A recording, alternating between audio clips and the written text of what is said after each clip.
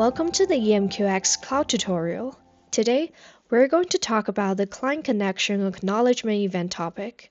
This topic is triggered every time the broker sends a CONNACK package to a client, and it contains a reason code field that tells you whether the connection succeeded or why it failed. Normal MQTT clients cannot subscribe to this topic directly, but with EMQX Rules Engine, you can capture these events, forward them to another topic, store them in a database, or send them to external systems for real-time monitoring and analysis. This event topic is especially useful for troubleshooting connection failures, as it provides the reason code along with detailed client information to help pinpoint issues.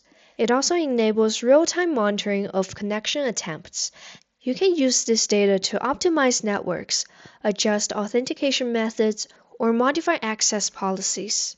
On top of that, it plays a crucial role in security audits and access tracking, since forwarding these events to external systems creates a reliable record of client activity. Let's see how we can capture connection acknowledge events in practice using event topics and the message republish feature. You can also forward these messages to external systems if you need. First, go to the Data Integration page in your console. Under the Data Forwarding category, click Message Republish. Next, in the SQL editor, we'll define a rule to capture client connection acknowledgement events. This rule tells EMQX to extract key fields from the event topic, which will help us analyze the connection failure reasons. Click Next to add an action. In the Create Action step, keep the default connector as Message Republish.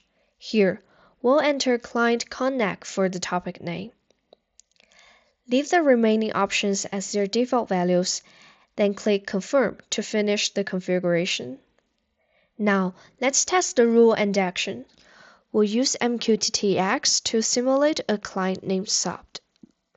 Subscribe the subclient to the topic Client CONNACK so it can receive our republished messages.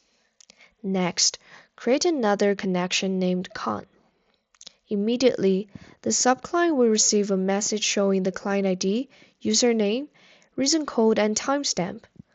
From this demo, we can see that event topic provides a clear and practical methods for observing and troubleshooting client connection instantly. The reason code field tells you exactly why a connection was accepted or rejected.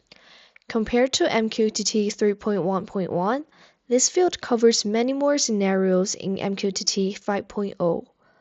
Let's go over the most common ones in detail. Success means the client connected successfully and the broker accepted the session. This is the code you want to see for every successful connection. Next, bad username or password indicates that the client provided invalid authentication credentials, so the connection is refused. This usually happens if the username or password is missing, formatted incorrectly, or does not match what the broker expects.